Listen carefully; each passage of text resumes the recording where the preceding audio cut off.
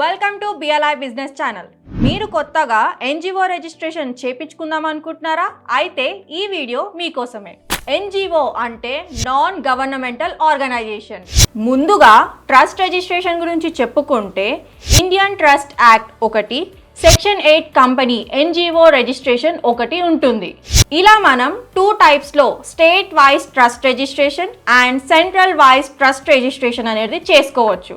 State wise trust registration and central wise trust registration ఏదైనా కానీ tax exemption కొరకు 12A 80Gలో registration అనేది చేసుకోవచ్చు.